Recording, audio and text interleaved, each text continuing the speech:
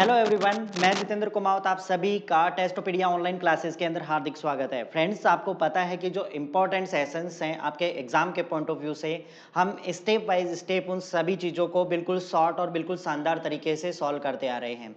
सबसे पहले दोस्तों, अगर चैनल को आपने अभी तक सब्सक्राइब नहीं किया है तो आप सब्सक्राइब कर लीजिए, ताकि जो भी हमारे पास जो भी कंटेंट होगा, जो भी अगले पेपर्स होंगे, उनका नोटिफिकेशन आपको अपडेट टाइम पे मिल सके। ठीक है। इसके अलावा दोस्तों, आपको करना क्या है, जो भी आपके दोस्त हैं जो तैयारी कर रहे हैं प्रॉपर तरीके से, कोई भी रिलेटिव वगैरह प्रॉपर तैयारी कर रहा है, एसएससी जीडी का हो चाहे किसी भी कंपटीशन के एग्जाम का हो, ठीक है ना दोस्तों। तो उन चीज़ों को भी आप उन दोस्तों को या फिर जो भी कैंडिडेट्स हैं उनको आप शेयर कीजिए, ताकि वो भी हमारे इस कंटेंट का बेहतरीन उपयोग कर सकें और एग्जाम के अंदर अपनी जो सफलता है उसको सुनिश्चित कर सकें। तो दोस्तों, इन्हीं शुभकामनाओं के साथ में हम स्टार्ट करते हैं आज का पेपर। तो आज के पेपर्स का दोस्तों पहला जो क्वेश्चन है वो मैं आपके सामने रख रहा हूं, ठीक है ना। पहला क्वेश्चन देखिए आपके सामने इस प्रकार से रखा हुआ है दोस्तों। क्वेश्चन को बड़े गौर से पढ़ना है, क्वेश्चन को आराम से पढ़ना है, उसके बाद में सॉल्यूशन करना है। क्वेश्चन देखिए क्या है। किसी परीक्षा में 34% विद्यार्थी गणित में फेल होते हैं, 42% विद्यार्थी अंग्रेजी में फेल होते हैं और 20% स्टूडेंट ऐसे हैं दोस्तों जो दोनों विषयों के अंदर क्या होते हैं, फेल होते हैं। तो आपको ऐसे कैंडिडेटों का परसेंटेज निकालना है जो दोनों सब्जेक्ट के अंदर क्या होते हैं दोस्तों, पास होते हैं, ठीक है ना। तो दोस्तों ध्यान रखिएगा, जब भी आप इस प्रकार के क्वेश्चन करें, जब भी आप इस प्रकार के क्वेश्चन करें तो ध्यान दीजिएगा, इस प्रकार के क्वेश्चन आप वेन डायग्राम से सॉल्व करेंगे तो आपके पास क्वेश्चन थोड़ा जल्दी और काफी शानदार तरीके से आप इसको समझ के कर पाओगे। तो ध्यान दीजिएगा इस क्वेश्चन को हम कैसे फिनिश करेंगे।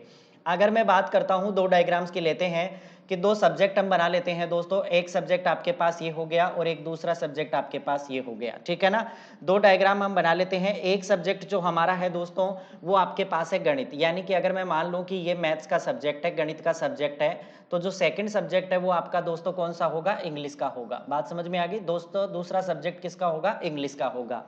और ध्यान दीजिएगा, जो ये दोनों पार्ट्स का सेगमेंट जो ये बीच का है दोस्तों, ये जो बीच का है ये रिप्रेजेंट करता है किसको, दोनों का, ठीक है ना। ये दोनों का कॉमन पार्ट है। तो ध्यान दीजिएगा, यहाँ पे अगर मैं बात करता हूं दोनों का कॉमन पार्ट, तो यहाँ पे इसको हम लिख सकते हैं बोथ, दोनों। तो ध्यान दीजिएगा, सबसे पहले हमारे को इस प्रकार के क्वेश्चनों में करना क्या होता है कि जो भी दोनों के अंदर फेल होते हैं, पास होते हैं, उनको हम यहाँ पे सबसे पहले पुट करते हैं दोस्तों। तो 20% स्टूडेंट ऐसे हैं जो दोनों विषयों के अंदर, दोनों सब्जेक्ट के अंदर क्या होते हैं, फेल होते हैं। तो इन दोनों को हम यहाँ पे रख लेते हैं दोस्तों कि 20% स्टूडेंट ऐसे हैं जो खाली दोनों सब्जेक्टों के अंदर क्या होते हैं दोस्तों, फेल होते हैं। अब ध्यान दीजिएगा दोस्तों, आगे हम बात करते हैं तो हमारा क्वेश्चन यहाँ से शुरू होता है कि 34% विद्यार्थी ऐसे हैं जो गणित के अंदर फेल होते हैं। मुझे बताओ 34% ये पूरा कवर है, ठीक है ना। 34% का ये पूरा सर्किल है दोस्तों। तो मुझे बताओ, अगर इस पूरे 34% में से मैं ये खाली 20% घटा दूं तो हमारे पास केवल और केवल वो स्टूडेंट आएंगे जो केवल और केवल मैथ के अंदर फेल हैं। बात समझ पा रहे हो आप। तो 34% में से आप घटा दीजिए दोस्तों कितना, 20%। 34% में से 20% घटा देंगे तो आपके पास जो 14% स्टूडेंट आएंगे, ये 14% स्टूडेंट दोस्तों वो आएंगे जो केवल और केवल कौन सी सब्जेक्ट, गणित के अंदर क्या होंगे दोस्तों, फेल होंगे। चलो आगे हम बात करते हैं, गणित का सब्जेक्ट का काम फिनिश हुआ। अब हम आगे बढ़ते हैं इंग्लिश के ऊपर। तो इंग्लिश के अंदर टोटल कितने परसेंट स्टूडेंट फेल हो रहे हैं दोस्तों, 42%। यानी कि ये पूरा सर्किल है वो कितने परसेंट का है दोस्तों, 42% का है। तो मुझे एक चीज बताओ आप, 42% का ये पूरा सर्किल है दोस्तों, और 42% में से यदि हम ये 20% वाला सर्किल घटा दें तो हमारे पास केवल और केवल वो स्टूडेंट्स आ जाएंगे जो केवल और केवल किस में फेल होते हैं, इंग्लिश के अंदर। तो 42% इसमें से आप दोस्तों घटा दीजिए कितना, ये छोटे वाला सर्किल यानी कि 20% घटा देंगे तो हमारे पास जो 22% स्टूडेंट आएंगे, ये 22% स्टूडेंट वो होंगे जो केवल और केवल इंग्लिश सब्जेक्ट के अंदर क्या होंगे दोस्तों, फेल होंगे। यहां तक आप बात शायद समझ गए होंगे कि 34% ये पूरा था, इसमें से हमने छोटे वाला 20% घटा दिया। 42% वाला ये पूरा सर्किल था, इसमें से हमने 20% घटा दिया। अब दोस्तों ध्यान दीजिएगा, हमारे पास जो 14% स्टूडेंट है वो केवल और केवल ऐसे स्टूडेंट है जो मैथ के अंदर फेल होते हैं, 20% ऐसे हैं जो मैथ और इंग्लिश दोनों के अंदर फेल होते हैं, और 22% स्टूडेंट केवल ऐसे हैं जो इंग्लिश के अंदर फेल होते हैं। अच्छा, एक काम कर लेते हैं, हम टोटल स्टूडेंट मान के चलते हैं कि 100% थे। हम मान लेते हैं कि टोटल स्टूडेंट कितने थे, 100% थे। इस 100% में से दोस्तों हम क्या करेंगे, जो भी फेल हो गए, फेल कौन कौन हो गए दोस्तों, एक तो 14% वाले कैंडिडेट फेल हो गए, प्लस उसके बाद में 20% वाले स्टूडेंट फेल हो गए, उसके बाद में प्लस 22% वाले स्टूडेंट भी क्या हो गए, फेल हो गए। तो अगर पूरे 100% में से हम ये फेल हुए स्टूडेंट्स का अगर टोटल घटा दें तो हमारे पास जो भी निकल के आएगा वो क्या निकल के आएगा, जो स्टूडेंट पास हो गए वो, ठीक है ना। तो गौर कीजिएगा यहाँ पे, अगर मैं इसका टोटल देखता हूं तो यहाँ पे ध्यान दीजिएगा, 4 और 2 कितने हो गए, 6, 2 और 2 4 और 1 कितना हो गया, 56%। यानी कि 56% स्टूडेंट वो हैं जो किसी न किसी सब्जेक्ट के अंदर दोस्तों क्या रहे हैं, फेल हो रहे हैं। और अगर मैं करूं टोटल स्टूडेंट अपने पास 100 थे, तो 100 में से अगर हमने 56% घटा दिया दोस्तों, तो हमारे पास जो निकल के आया कितना, 44%। जो 44% स्टूडेंट निकल के आ गए, ये 44 स्टूडेंट कौन से हैं, जो दोनों सब्जेक्टों के अंदर क्या है दोस्तों, पास है, दोनों सब्जेक्ट के अंदर क्या है, पास हैं। ऐसे टोटल नंबर ऑफ स्टूडेंट कितने आ गए अपने पास, 44%। तो दोस्तों ध्यान दीजिएगा, इस प्रकार के क्वेश्चन वेन डायग्राम से जब आप सोल्व कर रहे होंगे तो क्वेश्चन काफी इजी और काफी बेस्ट मेथड से आप सोल्व कर पाओगे और हर एक चीज को आप बढ़िया तरीके से समझ पाओगे, ठीक है ना। तो यहाँ पे हमारे इस क्वेश्चन का जो फाइनल आंसर बना दोस्तों वो क्या बना, 44%, यानी कि ऑप्शन नंबर सी। क्लियर है। चलो अगले क्वेश्चन की ओर बढ़ते हैं। नेक्स्ट क्वेश्चन देखिए, अगला क्वेश्चन आपके पास है कि 5 पुरुष किसी काम को 6 दिन में समाप्त करते हैं। 5 पुरुष है वो किसी काम को 6 दिन में समाप्त करते हैं, और 10 महिलाएं हैं वो उसी काम को 5 दिन में पूरा कर सकती हैं। तो आपको बताना है कि 5 महिलाएं और 3 पुरुष मिलकर के उस पूरे काम को कितने दिन में समाप्त कर देंगे। अच्छा दोस्तों ध्यान दीजिएगा, जब हम इस प्रकार का क्वेश्चन सॉल्व कर रहे होंगे तो ध्यान दीजिएगा, एक चीज गौर कीजिएगा दोस्तों, सबसे पहले 5 पुरुष, सबसे पहले जो 5 पुरुष हैं वो किसी काम को कितने दिन में करते हैं दोस्तों, 6 दिन के अंदर करते हैं। तो ये 5 पुरुषों के द्वारा 6 दिन में किया गया काम टोटल कितना हो जाएगा, 30 यूनिट हो जाएगा।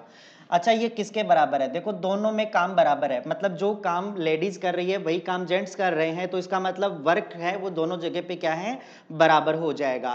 तो वर्क बराबर हो जाएगा तो दोस्तों जो नंबर ऑफ पर्सन है और नंबर ऑफ डेज हैं इनका रेशियो आपस में क्या होगा, बराबर होगा। तो ये काम 10 महिलाएं, ठीक है, 10 महिलाएं हैं वो सेम काम को कितने दिन के अंदर कर पा रही हैं दोस्तों, 5 दिन के अंदर कर पा रही हैं। ये बात आप समझ पाए कि नहीं, ठीक है।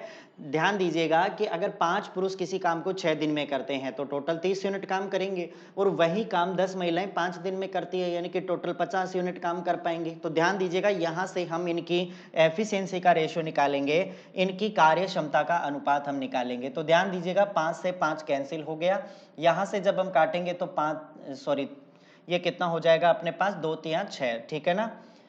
ये कितना हो जाएगा, 2 से कटेगा तो ये 2 3 6, और ये कितना हो जाएगा, 2 पंजे 10। यानी कि मैं कह सकता हूं कि 3 पुरुषों के बराबर कितनी महिलाएं काम करेंगी दोस्तों, 5 महिलाएं काम करेंगी। ये हमारा क्या हो गया, कार्य क्षमता का अनुपात हो गया। बात समझ में आ गई, ये हमारे कार्य क्षमता का अनुपात हो गया। अब यहां से देखो क्वेश्चन की शुरुआत होती है, बहुत इंपॉर्टेंट क्वेश्चन है दोस्तों, और एग्जाम के अंदर बहुत बार इस प्रकार के क्वेश्चन पूछे जाते हैं। तो ध्यान दीजिएगा आगे दोस्तों, ध्यान दीजिए, या तो आप 5 पुरुषों का 6 दिन का काम ले लीजिए या 10 महिलाओं का 5 दिन का काम ले लीजिए, आंसर दोनों से सेम ही आएगा, ठीक है ना। तो यहां से मैं ले लेता हूं कि 5 पुरुषों का 6 दिन का काम। तो गौर कीजिएगा आगे की प्रोसेस के ऊपर, तो हम ये कहें दोस्तों कि जो 5 पुरुष हैं, 5 पुरुषों के द्वारा कितने दिनों में, 6 दिन में किया गया काम, ये बराबर होगा। अब मेन क्वेश्चन में क्या पूछा जा रहा है कि 5 महिलाएं तथा 3 पुरुष, यानी कि 5 महिलाएं होंगी प्लस कितने पुरुष होंगे, 3 पुरुष होंगे। तो ये मिलकर के उस काम को कितने दिन में समाप्त करेंगे दोस्तों, हम मान लेते हैं कि x दिन में समाप्त करेंगे।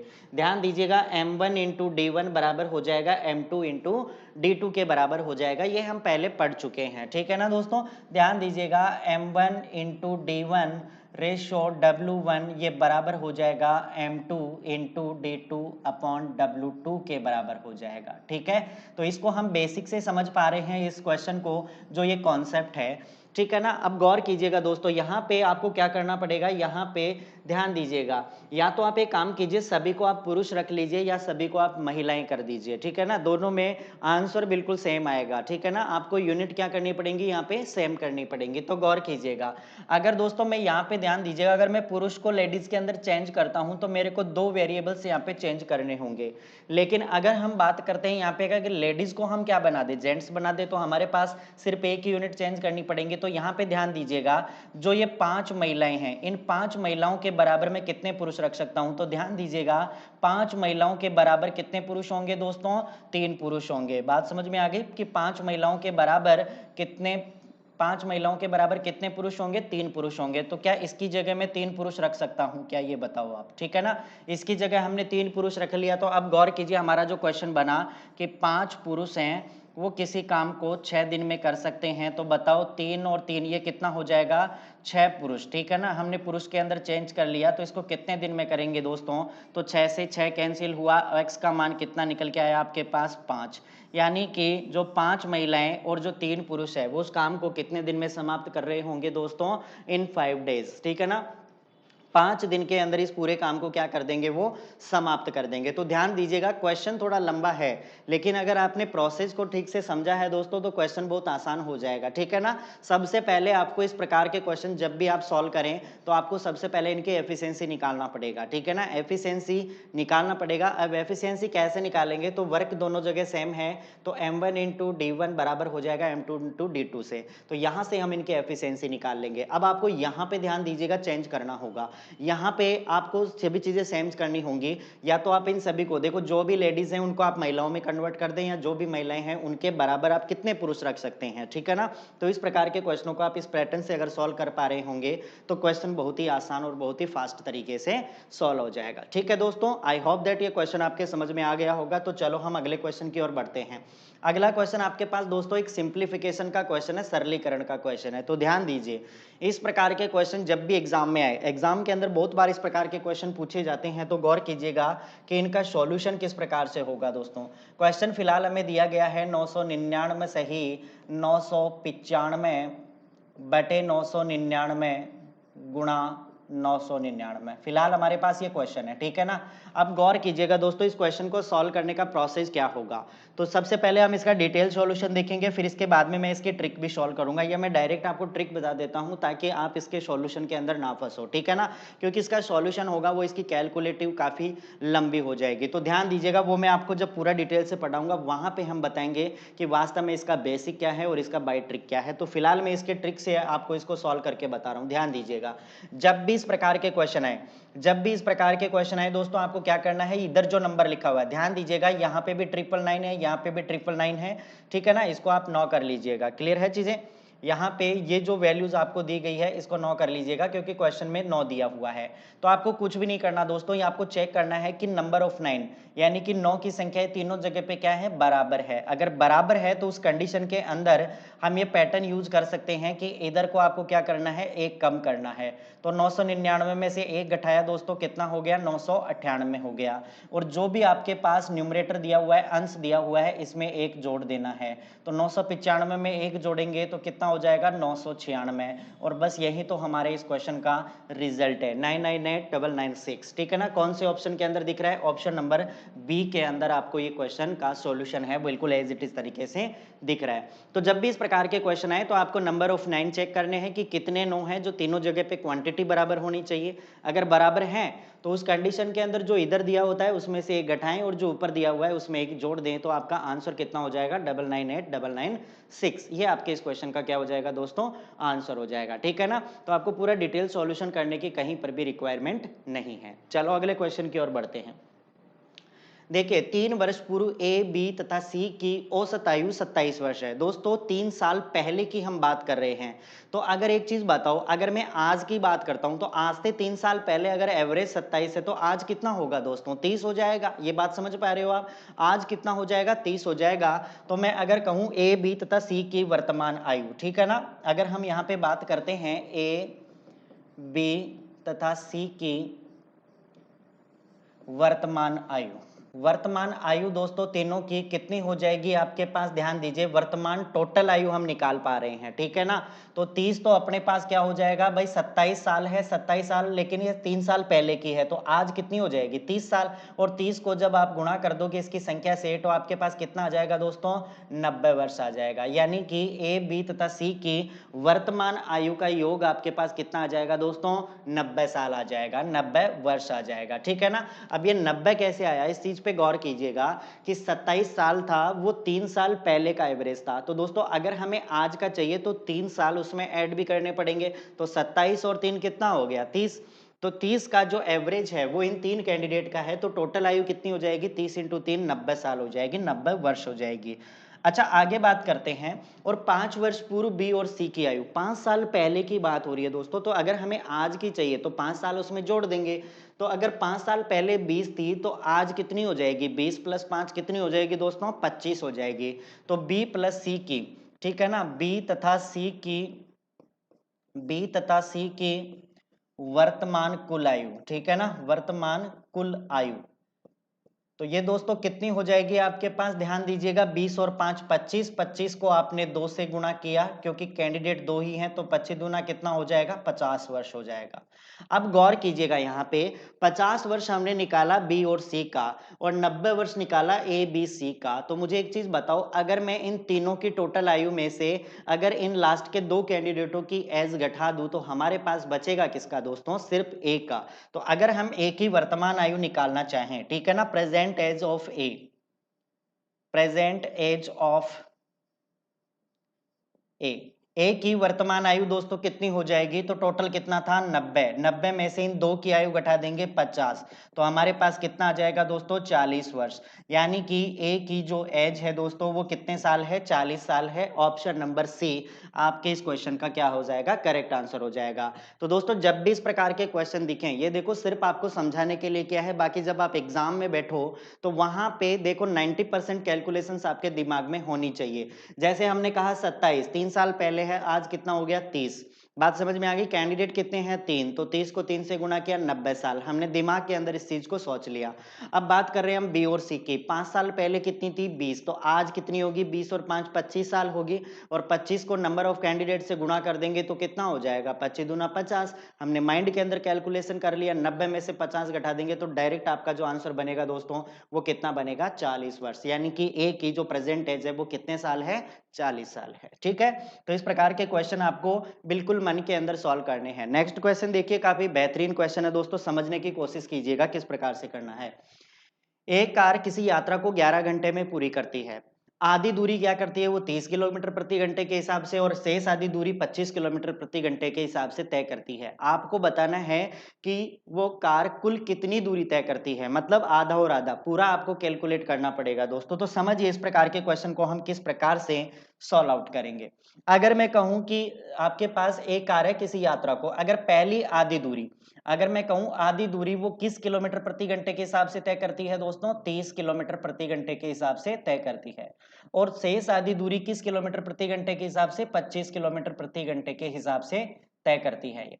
अब दोस्तों ये हमारे को क्या दिया हुआ है, स्पीड दिया हुआ है, बात समझ में आ गई, स्पीड दिया हुआ है, चाल दिया हुआ है। तो क्या यहां से हम चालों का अनुपात निकाल सकते हैं क्या दोस्तों, तो स्पीड का रेशियो बताइए क्या बनेगा, तो स्पीड का रेशियो कैसे निकालेंगे, यहाँ पे 30, यहाँ पे 25, बताओ ये 5 से कट रहा है तो 5 छिंगे 30, और ये 5 से कट रहा है तो 5 25, स्पीड का रेशियो अपने का क्या बन जाएगा, 6 से 5 बन जाएगा। अगर स्पीड का रेशियो 6 से 5 है तो मुझे बताओ टाइम का रेशियो क्या बनेगा दोस्तों, तो टाइम क्या होता है, स्पीड का जस्ट उल्टा, टाइम क्या होता है, स्पीड का जस्ट उल्टा। तो अगर स्पीड 6 से 5 है तो टाइम क्या लग जाएगा अपने को, 5 से 6 बन जाएगा, ठीक है ना, क्या बन जाएगा, 5 से 6 बन जाएगा।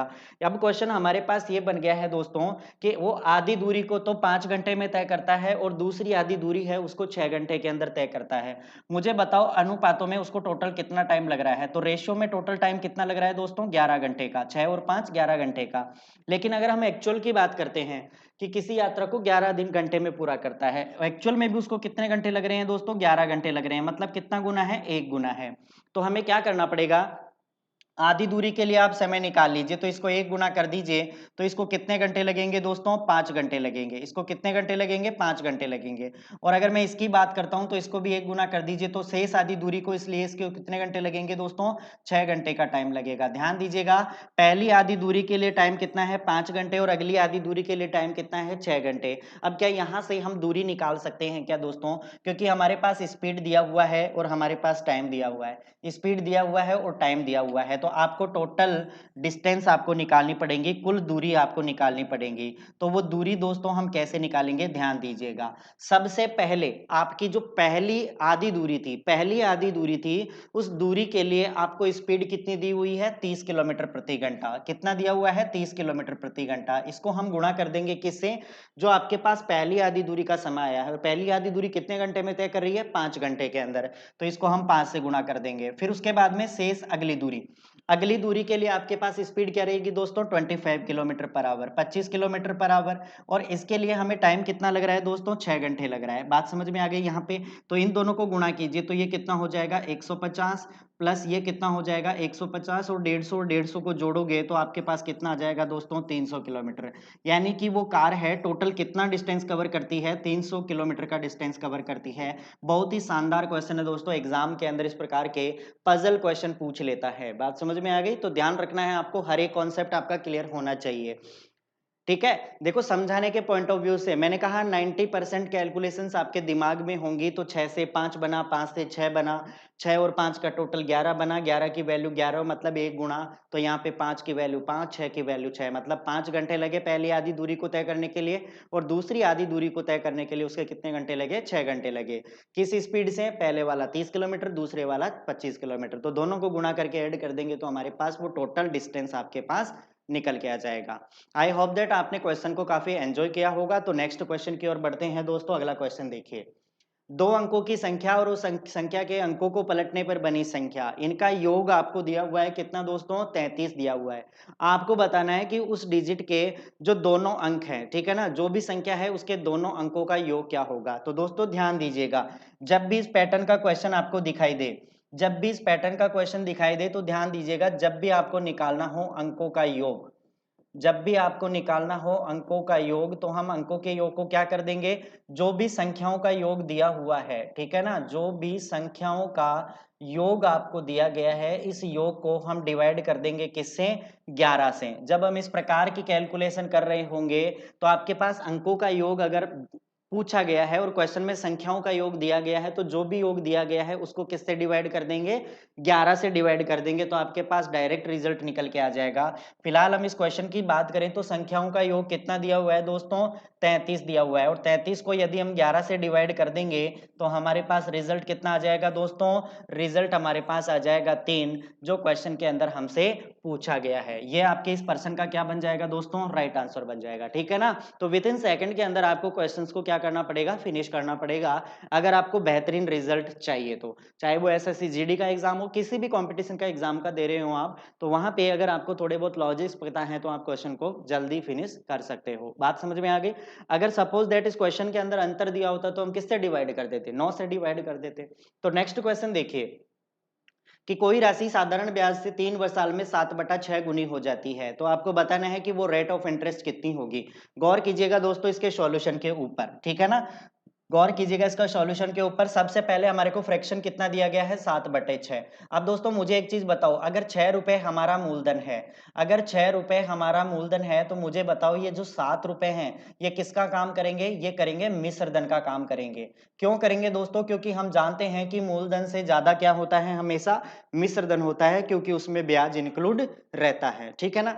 अब दोस्तों जब आपके पास मूलधन है, जब आपके पास मिश्र धन आ गया, तो मुझे बताओ क्या यहाँ से आप ब्याज कैलकुलेट कर सकते हो क्या?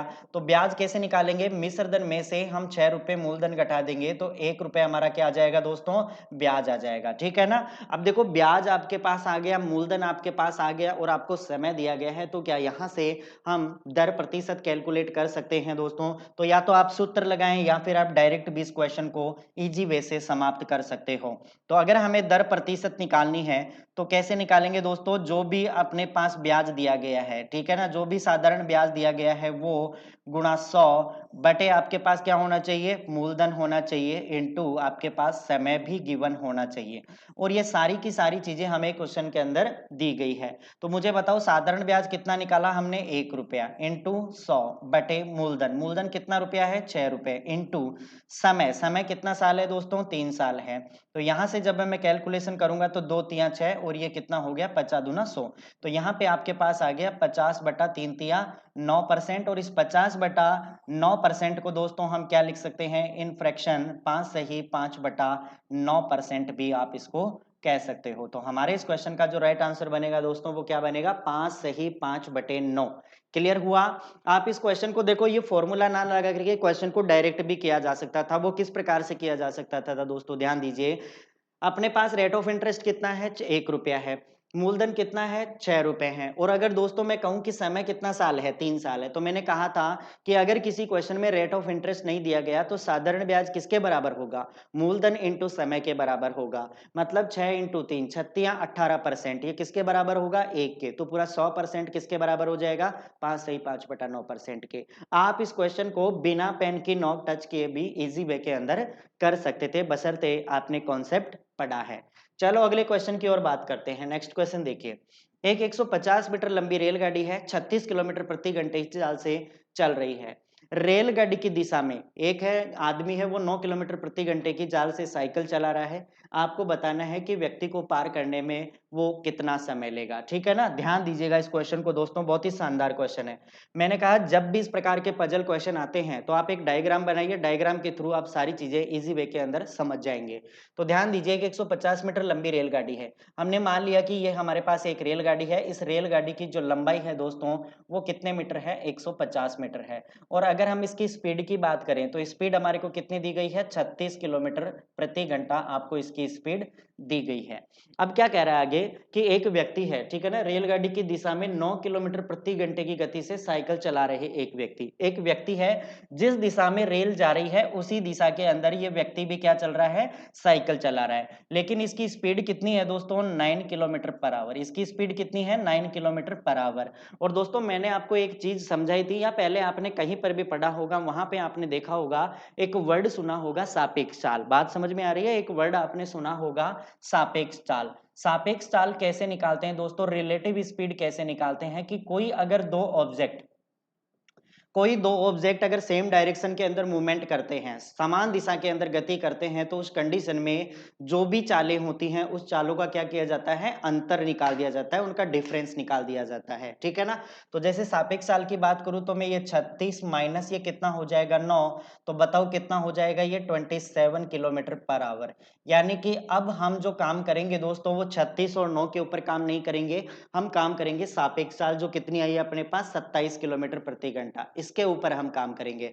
अब हमारे पास स्पीड आ गया, डिस्टेंस हमारे पास 150 आ गया। तो क्या यहां से हम टाइम निकाल सकते हैं क्या दोस्तों, तो टाइम किसके बराबर होता है, टाइम बराबर होता है डिस्टेंस अपॉन स्पीड के बराबर होता है। डिस्टेंस कितनी है, 150 मीटर, कितनी है, 150 मीटर। क्लियर है यहां तक बात। अब ध्यान दीजिएगा, स्पीड आपके पास कितनी है, 27, कितनी है, 27 किलोमीटर पर आवर। अब ध्यान दीजिएगा दोस्तों, ऑप्शन सारे किसमें हैं, सेकंड के अंदर हैं। तो हमें क्या करना पड़ेगा, इसको किसमें चेंज करना पड़ेगा दोस्तों, इसको मीटर पर सेकंड में चेंज करना पड़ेगा। तो कितने से गुणा करना पड़ेगा, 5/18 से गुणा करना पड़ेगा। तो 27 को जब हम 5/18 से गुणा करेंगे तो ये अपने पास आ जाएगा 27 9 30 27 और 9 दूनी 18। ठीक है ना, ये कितना हो जाएगा, 7.5, 7.5 मीटर पर सेकंड। बताओ ये बात समझ पाए कि नहीं, 7.5 मीटर पर सेकंड आएगा। अरे भाई आएगा कैसे, वो चीज गौर कीजिए। 27 को मैंने 5/18 से गुणा किया तो 9 दूनी 18 और 9 30 27, 5 3 15, 15/2 और 15/2 का आधा कितना होता है, 15 का आधा कितना होता है, 7.5, 7.5 मीटर पर सेकंड आ गया। तो अब मैं इस 27 की जगह क्या लिख सकता हूँ, इस 27 की जगह हम लिख सकते हैं 7.5 मीटर पर सेकंड हम लिख सकते हैं, क्योंकि डिस्टेंस हमारे पास किस में है, मीटर के अंदर है। तो यहाँ से पॉइंट हटाइए और एक जीरो यहाँ पे लगा दीजिए। अब कैलकुलेशन आसान हो गई, 15 एकम 15 और 15 5 75 और 5 से ये कट गया दोस्तों कितनी बार, 20 बार। तो हमारे इस क्वेश्चन का जो रिजल्ट बना दोस्तों वो क्या बना, 20 सेकेंड। यानी कि जो रेलगाड़ी है वो उस आदमी को कितने समय में पार कर जाएगी, इन 20 सेकेंड। 20 सेकेंड के अंदर वो इसको क्या कर जाएगी, पूरा का पूरा क्रॉस कर जाएगी। ठीक है ना। तो जब भी इस प्रकार के क्वेश्चन आए दोस्तों तो आपको रिलेटिव स्पीड निकालनी है। रिलेटिव स्पीड निकाल करके अगर उसको किलोमीटर पर आवर है तो मीटर पर सेकंड में, मीटर पर सेकंड है तो किलोमीटर पर आवर के अंदर, वो डिपेंड करता है आपके ऑप्शन के ऊपर। ठीक है ना। फिर उसके बाद में टाइम हम इजी वे के अंदर निकाल लेंगे डिस्टेंस अपॉन स्पीड का फॉर्मूला लगा करके। ठीक है, तो ये बात आप समझ पाए। तो चलो अगले क्वेश्चन की ओर बढ़ते हैं। नेक्स्ट क्वेश्चन देखिए, 10%, 20% और 25% के समतुल्य आपको एक सिंगल डिस्काउंट निकालना है। ठीक है ना दोस्तों। तो ध्यान दीजिए, इस प्रकार के क्वेश्चंस को करने का तरीका जो हमने बताया था, या तो आप वन लाइनर इस क्वेश्चन को फिनिश कर सकते हो। कैसे, ध्यान दीजिएगा, 100% माइनस, या परसेंट ना लगाओ तो भी काम कर जाएगा। ठीक है ना, अगर परसेंटेज ना लगाओ तो भी ये काम कर जाएगा। 100 माइनस 100 गुणा, अब ध्यान दीजिएगा, 100 में से 1 घटाया 10 घटाया 90/100 गुणा, 100 में 20 घटाया 80/100 गुणा, 100 में 25 घटाया 75/100। ठीक है ना। या तो आप इसको सॉल्व कर लेंगे तो यहां से भी आपका एक्यूरेट आंसर निकल के आ जाएगा। ठीक है ना। ध्यान दीजिए, जीरो से 2 जीरो कटा, इन 2 जीरो से ये 2 जीरो कटा। ठीक है ना। यहाँ से 25 थी 75 और 25 चौके 100 और 4 से ये कट गया दोस्तों 2 बार। ठीक है ना। तो 9 दूनी 18, 18 थी कितना हो जाएगा 54। तो 100 में से जब आप 54 घटाएंगे तो कितना आ जाएगा आपके पास, 46%। यानी कि इन तीन के बराबर जो हमारा एकल या फिर सिंगल डिस्काउंट आया दोस्तों वो कितना निकल के आया, 46%। ये आपका फर्स्ट मेथड था जिससे आप क्वेश्चन को इजी वे के अंदर कर सकते हो। माना कि टोटल एमआरपी हमारे पास कितना है, 100। 100 पे पहला डिस्काउंट 10% मतलब 90/100, दूसरा डिस्काउंट 20% मतलब 100 में 20 घटाया 80/100, और तीसरा डिस्काउंट 25%, 100 में 25 घटाया 75/100। ठीक है ना। तो सेकंड तरीका देखिए आप इस क्वेश्चन को करने का, कि और भी आप लाजवाब तरीके से इस क्वेश्चन को इजी वे के अंदर कर सकते थे। तो सेकंड मेथड पे गौर कीजिएगा दोस्तों। सेकेंड मेथड आपका इस प्रकार से है कि हमने आपको एक फॉर्मूला बताया था, वो फॉर्मूला से आप इस क्वेश्चन को कर सकते हो कि पहला डिस्काउंट प्लस दूसरा डिस्काउंट माइनस पहला डिस्काउंट गुणा दूसरा डिस्काउंट बटे 100। अब यहाँ पे आपको 2 बार कैलकुलेशन करनी पड़ेगी। ठीक है ना। आपको 2 बार कैलकुलेशन करनी पड़ेगी। इन 2 के बराबर आप 1 बट्टा निकालिए, इन 2 के बराबर 1 बट्टा निकालिए, तब जाके आपका आंसर बिल्कुल एक्यूरेट तरीके से आ पाएगा। तो ये फॉर्मूला भी आप यूज कर सकते हो, या फिर जो ये बेसिक कॉन्सेप्ट है वहां से भी आप क्वेश्चन को कर सकते हो। 100 मान के भी क्वेश्चन को किया जा सकता है। ठीक है ना। 100 मान के भी क्वेश्चन को किया जा सकता है, और बाई फ्रैक्शन भी इस मेथड को किया जा सकता है। आई होप दैट ये सारी चीजें आपको समझ में आ गई होंगी दोस्तों। तो जो भी आप निकालना चाहो, जिस मेथड से भी आप आंसर निकालना चाहो, उससे आपका आंसर बिल्कुल सेम आएगा, उसमें किसी भी प्रकार के चेंजेस नहीं होंगे। चलो अगले क्वेश्चन की बात करते हैं। 5 सेमी त्रिज्या के वृत्त की परिधि और उसके क्षेत्रफल के बीच का आंकिक अनुपात बताना है। बात समझ में आ गई। एक त्रिज्या दी गई है किसकी, एक सर्किल की, आपको बताना है कि इसकी जो परिधि और इसका क्षेत्रफल है उसका जो आंकिक मान है, इसका रेशो क्या हो जाएगा, वो आपको कैलकुलेट करना है। तो दोस्तों ध्यान दीजिएगा, यहाँ पे जब भी इस क्वेश्चन को करें तो आपको पता होना चाहिए कि वृत्त की परिधि निकालने का फॉर्मूला क्या होता है और वृत्त का क्षेत्रफल निकालने का फॉर्मूला क्या होता है। तो जब तक ये चीजें आपको पता नहीं होंगी तब तक आप इनको इजी वे के अंदर कैलकुलेट नहीं कर पाओगे। ठीक है ना। तो फिलहाल अगर मैं इस क्वेश्चन की बात करता हूं दोस्तों, तो सबसे पहले हम एक सर्किल बना लेते हैं। इस सर्किल की जो आपको रेडियस दी गई है, ठीक है ना, इस सर्किल की आपको क्या दी गई है, रेडियस दी गई है। तो अगर मैं यहां से यहां तक के पॉइंट को मिला दूं तो हमारे पास जो ये रेडियस है वो कितनी दी गई है दोस्तों, 5 सेंटीमीटर आपको रेडियस दी गई है। अब आपको क्या निकालना है, इसके पैरामीटर मतलब परिधि निकालनी है। तो दोस्तों अगर मैं बात करूं, यहाँ पे हम लिख लेते हैं परिधि और एक तरफ हम लिख लेते हैं क्या, क्षेत्रफल। बात समझ में आ गई। इन दोनों के बीच हमें रेशियो निकालना है। तो आप जानते हो कि वृत्त की परिधि निकालने का सूत्र क्या होता है, 2πr। क्या होता है, 2πr। और अगर मैं क्षेत्रफल की बात करूं तो क्षेत्रफल कैसे निकालते हैं, पाई इंटू आर स्क्वायर। ये बात समझ पाए आप। वृत्त की परिधि और क्षेत्रफल के बीच का रेशियो निकालना है। तो ये हो गया क्षेत्रफल और ये हो गई परिधि। अच्छा, आर का मान, रेडियस त्रिज्या हमें दी गई है दोस्तों, कितनी है, 5 सेंटीमीटर। तो रख दीजिए यहाँ पे 2 पाई इंटू रेडियस का मान कितना रखेंगे अपन 5 रेशियो यहां से पाई इंटू आर का मान 5 5 का स्क्वायर कितना होता है 25 हमने डायरेक्ट पुट कर दिया।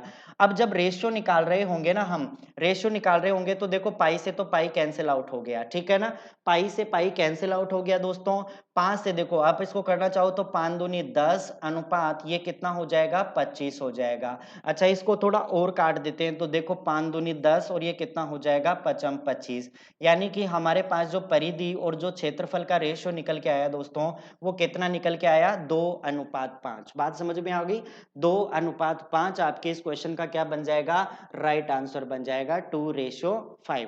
आई होप दैट ये चीजें आपको समझ में आ गई होंगी दोस्तों परिधि की जगह परिधि रख दीजिए और वृत्त की परिधि का जानने का सूत्र क्या होता है 2πr और अगर हम क्षेत्रफल की बात करें तो क्षेत्रफल पाई आर स्क्वायर होता है 5 का स्क्वायर 25 और उधर आर का मान रख देंगे तो 5 दूनी 10 और 25 कितना रेशियो निकल के आ गया दोस्तों 5 दूनी 10 और 5 25 2:5 आपके इस क्वेश्चन का राइट आंसर बनेगा।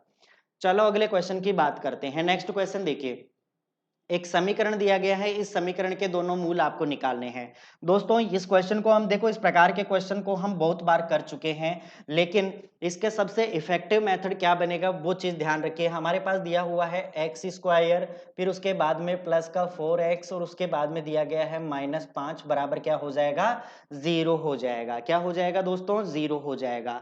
तो गौर कीजिए आप इस क्वेश्चन को डायरेक्ट भी कर सकते हो और अगर पूरी प्रोसेस आपको समझनी है तो गौर कीजिएगा 5 को एक्स स्क्वायर से गुणा कीजिए तो 5x स्क्वायर आएगा इस 5x स्क्वायर के ऐसे दो टुकड़े कीजिए दोस्तों कि जोड़ने या घटाने पर प्लस के 4x आ जाए तो हमारे पास 5 और एक टुकड़ा बनेगा तो बड़ा टुकड़ा किसका आएगा दोस्तों अगर प्लस का है तो प्लस का ही आएगा तो एक्स स्क्वायर प्लस यहाँ पे मैं क्या लिख सकता हूँ 5x माइनस यहाँ पे लिख सकता हूँ x और माइनस का कितना हो जाएगा 5 बराबर 0। देखो 5x प्लस का है x माइनस का है ज्यादा किसका है प्लस का कितना ज्यादा है 4x सारी कंडीशन फुलफिल हो रही है तो मुझे बताओ इन दो में कॉमन क्या आ रहा है x तो इधर क्या बन जाएगा x प्लस 5 ठीक है ना और इन दोनों में कॉमन क्या आ रहा है इन दोनों के अंदर कॉमन क्या आ रहा है दोस्तों माइनस का 1 तो इधर क्या बन जाएगा x प्लस 5 बात समझ में आ गई बराबर किसके हो जाएगा 0 का। ध्यान दीजिए -1 को x से गुणा करेंगे -x और माइनस के 1 को 5 से गुणा करेंगे तो माइनस का 5 कंडीशन सेटिस्फाइड हो रही है तो इसका मतलब आपके पास दो गुणनखंड निकल के आ गए एक गुणनखंड आपके पास बना x प्लस 5 और दूसरा गुणनखंड आपके पास बना x माइनस 1 बराबर किसके हो जाएगा 0।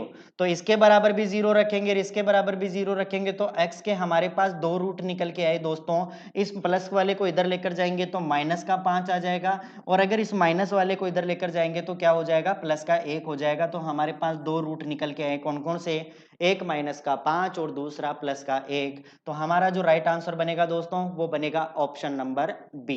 आप इसको डायरेक्ट भी कर सकते थे दोस्तों मैंने आपको बताया था कि जब आपके पास लास्ट में माइनस हो किसी भी क्वाड्रेटिक इक्वेशन के लास्ट में माइनस हो तो इसके दो रूट बनेंगे इसके दो रूट बनेंगे कौन कौन से पहला बनेगा माइनस का और दूसरा बनेगा प्लस का लेकिन जो बड़े वाला बनेगा वो बनेगा किसका माइनस का और छोटे वाला किसका बनेगा प्लस का। तो अगर मैं 5 और x 5 और 1 यानी कि 5 के टुकड़े करूंगा दो तो जिसमें 5 और 1 आएगा तो हमारे पास ये तो क्या बन जाएगा माइनस का 5 और ये क्या बन जाएगा प्लस का 1। तो आप इस मेथड से भी क्वेश्चन को इजी वे के अंदर कर सकते थे आपको पता होना चाहिए कि जब चिन्ह माइनस हो लास्ट के अंदर तो उस समय दो रूट कौन से चिन्ह के बनेंगे प्लस के बनेंगे माइनस के बनेंगे या प्लस माइनस के या माइनस प्लस के ठीक है ना। तो ये आपको याद होना जरूरी है ताकि आप क्वेश्चन को थोड़ा फास्ट कर सको। चलो अगला क्वेश्चन देखिए 3.87 87 के ऊपर लगा हुआ है बार -2.59 59 के ऊपर लगा हुआ है बार। अब इस क्वेश्चन को कैसे करेंगे दोस्तों ध्यान दीजिएगा यहाँ पे आपको बार को हटाना नहीं है बार को नहीं हटाना बार का मतलब क्या हो रहा है कि वो नंबर है वो बार बार रिपीट हो रहा है बात समझ में आ गई। तो ध्यान दीजिएगा इस क्वेश्चन को हम कैसे करेंगे आपके पास दिया हुआ है 3.87 अब ध्यान दीजिए 8 7 के ऊपर बार लगा हुआ है मतलब ये रिपीट हो रहा है तो 8 7 8 7 और 8 7 मैंने इसको कम से कम ज्यादा भी नहीं तो आप 1 2 3 4 कम से कम 4 बार आप लिख लीजिए इसको ताकि आपको रिपीटेशन का पता चल जाए। उसके बाद में इसमें से घटाना है 2.59 5 9 5 9 और 5 9 ठीक है ना इसमें आपको ये चीज घटा देनी है। अब देखो घटाना तो बहुत आसान है 17 में से 9 जाएंगे कितना बचेगा यहाँ पे 8 बचेगा ठीक है ना 17 में से 9 जाएंगे यहाँ पे कितना बचेगा 8 बचेगा इधर 7 7 में से 5 गया 2 इधर वही 17 में से 9 गए 8, इधर 7 में से 5 घटाएंगे 2, इधर वही 17 में से 9 गया 8, इधर 7 में से 5 घटाएंगे 2, इधर 17 में से 9 गया 8, 7 में से 5 घटाएंगे 2, और इधर 3 में से 2 घटाएंगे 1। अब मुझे दोस्तों एक चीज ये बताओ आप कि यहाँ पे रिपीट क्या हो रहा है। रिपीट हो रहा है एक पॉइंट, यहाँ पे देखो 28 रिपीट हो रहा है, तो 28 के ऊपर हम क्या लगा देंगे, बार लगा देंगे, तो ये हमारे इस क्वेश्चन का क्या बन जाएगा, राइट आंसर बन जाएगा। बिल्कुल इजी और बिल्कुल शानदार तरीका है दोस्तों, किसी भी प्रकार के क्वेश्चन आपके गलत नहीं होंगे बार से रिलेटेड। जब आपके पास प्लस और माइनस आ जाता है तो आप ये मेथड यूज कर सकते हो, यहाँ पे आपको पता चल जाएगा कि कौन सा नंबर एक्चुअल के अंदर रिपीट हो रहा है। अब कई स्टूडेंट क्या करते हैं, इसको 17 में से 9 गया 8, 7 में से 5 गया 2, तो डायरेक्ट 2 8 के ऊपर बार लगा देते हैं। इस क्वेश्चन का आंसर आ जाएगा, लेकिन सारे क्वेश्चंस के आंसर आप नहीं निकाल पाओगे उस तरीके से, तो आपको ये मेथड्स पता होना चाहिए दोस्तों कि रिपीट कौन सा नंबर हो रहा है। ठीक है, तो यहाँ पे ये क्वेश्चन समाप्त होता है। अगला क्वेश्चन देखिए, अगला क्वेश्चन है, एक लंबवर्तीय बेलन के आयतन उसके वक्र पृष्ठीय क्षेत्रफल का संख्यात्मक मान बराबर है। तो आपसे पूछा गया है कि उसकी त्रिज्या कितनी होगी। एक लंबवर्तीय बेलन दिया गया है, उस बेलन के आयतन और उसके वक्र पृष्ठीय क्षेत्रफल। अब आपको पता होना चाहिए दोस्तों कि बेलन का आयतन क्या होता है।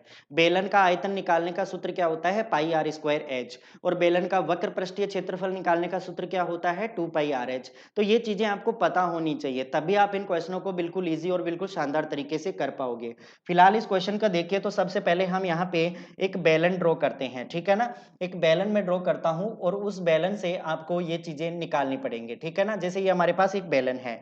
अब इस बेलन के अंदर आपको क्या दिया गया है, यदि एक लंबवर्तीय बेलन का आयतन और उसके वक्र पृष्ठीय क्षेत्रफल का संख्यात्मक मान बराबर है, और हमसे क्या पूछा गया है दोस्तों, ये रेडियस हमसे पूछी गई है। ठीक है ना, ये रेडियस हमसे पूछी गई है। तो ध्यान दीजिएगा, अगर मैं एक तरफ रख लेता हूं आयतन, अगर एक तरफ हम रख लेते हैं आयतन और एक तरफ दोस्तों हम रख लेते हैं वक्र पृष्ठीय क्षेत्रफल, वक्र पृष्ठीय क्षेत्रफल, कर्व सरफेस एरिया जिसको इंग्लिश में कहते हैं, तो आयतन निकालने का फॉर्मूला क्या होता है, बेलन का आयतन निकालने का सूत्र होता है दोस्तों pi into r square into h, और अगर वक्र पृष्ठीय क्षेत्रफलों की बात करें तो ये होता है 2 पाई आर और एच। यहां तक बात समझ गए होंगे आप। इनका रेशियो हमें निकालना है, और यहां से हमें क्या निकालना है दोस्तों, रेडियस निकालनी है। और उसने कहा है कि इन दोनों का संख्यात्मक मान आपस में क्या है, बराबर है। बराबर है दोस्तों, तो क्या मैं यहाँ पे बराबर का चिन्ह लगा सकता हूँ क्या, ठीक है ना, बस यही तो बात कही गई है क्वेश्चन के अंदर।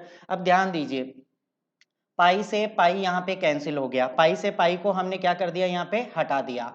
तो ध्यान दीजिए, एच से एच भी कैंसिल हो जाएगा यहाँ पे। क्लियर है बात, एक आर से इस आर को हटा देंगे तो आपके पास इधर क्या बचा दोस्तों, सिर्फ आर, और इधर क्या बचा आपके पास, सिर्फ 2। कितना बचा, सिर्फ 2 बच गया। तो हमारे पास दोस्तों जो रेडियस निकल के आई, जो रेडियस निकल के आई वो कितनी निकल के आ गई, 2 सेंटीमीटर निकल के आ गई। बस यही तो हमारे इस क्वेश्चन का आंसर था। ठीक है ना, 2 इसकी क्या हो गई, रेडियस निकल के आ गई, जो हमारे इस क्वेश्चन का क्या बनेगा, राइट आंसर बनेगा। बस आपको वॉल्यूम की जगह वॉल्यूम रखना है, कर्व सरफेस एरिया की जगह कर्व सरफेस एरिया का फॉर्मूला रखना है, और काट पीट के आपको इसका टोटल रिजल्ट निकाल देना है। बहुत ही आसान क्वेश्चन है दोस्तों, स्टूडेंट को देखने में ये काफी पजल लगता है, लेकिन क्वेश्चन काफी आसान है। चलो अगले क्वेश्चन के ऊपर बढ़ते हैं। एक 200 मीटर ऊंची मीनार के शीर्ष से एक बिंदु का अवनमन कोण कितना डिग्री है, 45 डिग्री है।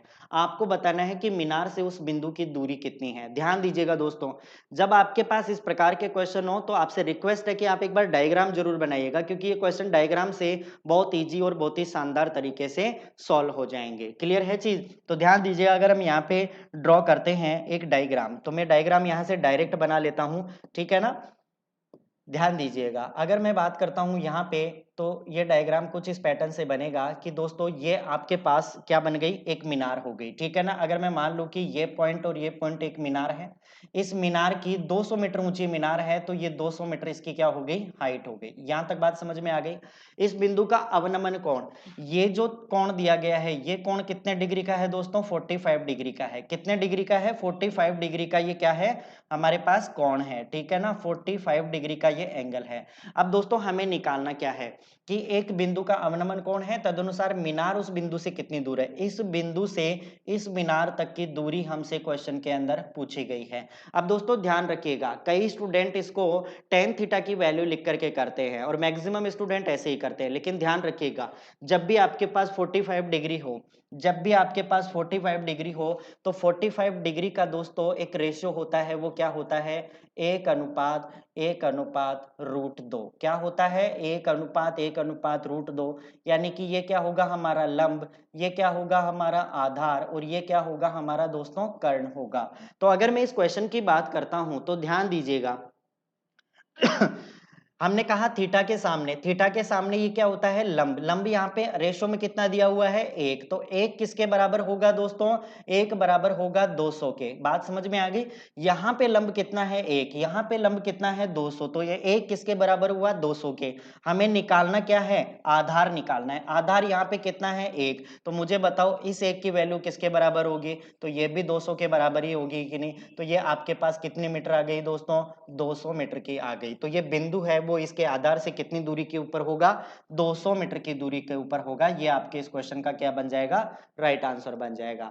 इसमें किसी भी प्रकार का टेन थीटा वगैरह लगाने की जरूरत नहीं है। अगर टेन थीटा से भी करते हैं दोस्तों तो टेन 45 डिग्री ये किसके बराबर हो जाएगा, 200/x। और टेन 45 का मान कितना होता है, 1 होता है। तो 1 बराबर 200/x, तो x का मान कितना आ गया, वही 200 निकल के आएगा। तो टेन थीटा मान के करिए या डायरेक्ट आप इस रेशियो से कीजिए, आंसर बिल्कुल क्या आना है, सेम ही आना है। ठीक है, चलो आज के लास्ट क्वेश्चन के ऊपर मूवमेंट करते हैं। लास्ट क्वेश्चन देखिए, आपके पास एक ज्योमेट्री का क्वेश्चन है, बहुत ही शानदार क्वेश्चन है दोस्तों। गौर कीजिएगा इस क्वेश्चन के ऊपर कि आपको एक सर्किल दिया गया है, इस सर्किल के अंदर आपको दो कोण दिए गए हैं, ठीक है ना। और ये आपके पास रेडियस है दोस्तों। ध्यान दीजिएगा, रेडियस आपस में क्या होती है, बराबर होती है। तो ये रेडियस और ये रेडियस दोनों क्या होंगी, आपस के अंदर बराबर होंगी। हमें पूछा है BAC, यानी कि हमें ये कोण पूछा गया है। तो एक चीज बताओ, अगर हमें ये कोण पता चल जाए, अगर हमें ये कोण पता चल जाए, तो हमने एक प्रमेय पढ़ी थी। वो प्रमेय क्या थी कि वृत्त में किसी चाप द्वारा उसके केंद्र पर बना कोण उस पे परिधि पर बने कोण का क्या होता है, दुगना होता है। ये कोण दुगना होता है इसका, तो ये कोण क्या हो जाएगा, जस्ट इसका आधा हो जाएगा। तो दोस्तों अगर मैं बात करूं तो ये पूरा जो सर्किल है वो कितने डिग्री का होगा, 360। और 360 में इन दोनों को जोड़ करके घटा दो आप तो जो हमारा ये एंगल बनेगा कि कोण BOC ये किसके बराबर होगा दोस्तों 360 डिग्री माइनस करना है अपने को क्या, 85 डिग्री प्लस 115 डिग्री। ठीक है, इन दोनों के जोड़ को इसमें घटा दो तो 360 डिग्री माइनस ये कितना हो जाएगा अपने पास, 5 और 5 10, 8 और 1 9 और 1 10, और 1 और 1 2, 200 डिग्री। और 200 डिग्री से घटा देंगे तो ये कितना बन जाएगा अपने पास, 160 डिग्री बन जाएगा। अभी तक आंसर नहीं आया है। 160 डिग्री हमारे पास कौन सा एंगल आ जाएगा दोस्तों, ये अंदर आ जाएगा अपने बार वाला एंगल। बात समझ पा रहे हो। तो ये एंगल हमारे पास कितना बना, 160 डिग्री बना। और हम जानते हैं दोस्तों कि किसी चाप के द्वारा, एक ही चाप के द्वारा ये कोण और ये कोण, तो इनके बीच में क्या रिलेशन पाया जाता है कि वृत्त के किसी चाप द्वारा उसके केंद्र पर बना कोण, यानी कि कोण BOC ये बराबर होता है किसके परिधि पर बने कोण का। परिधि पर कौन सा कोण बन रहा है, कोण BAC का क्या होता है, दुगना होता है। बात समझ में आ गई, BAC का क्या होता है, दुगना होता है। तो अगर ये दुगना होता है तो ये ऊपर वाला क्या हो जाएगा, इसका आधा हो जाएगा। तो हमें निकालना है कोण BAC, तो ये किसके बराबर हो जाएगा, कोण BOC/2, यानी कि 160/2 कितना आया अपने पास दोस्तों, 80 डिग्री। ठीक है ना, कितना आया, 80 डिग्री। बस यही हमारे इस क्वेश्चन का आंसर है। ठीक है दोस्तों, तो आज का सेशन यहीं पे हम समाप्त करते हैं। 15 क्वेश्चन बेहतरीन ट्रिक और बेहतरीन तरीके से हमने सॉल्व किए। आई होप दैट आप इनको पूरा निकालना, ठीक है ना दोस्तों, आप इनको पूरा करना और पूरे बढ़िया तरीके से खुद के स्तर पर भी करने की कोशिश करना, ताकि आप इन रूल्स को, इन ट्रिक्स को बेहतरीन तरीके से समझ पाओ। ठीक है ना दोस्तों, तो आज के लिए क्लास को हम यहीं पे समाप्त करते हैं। Okay, thank you, good bye.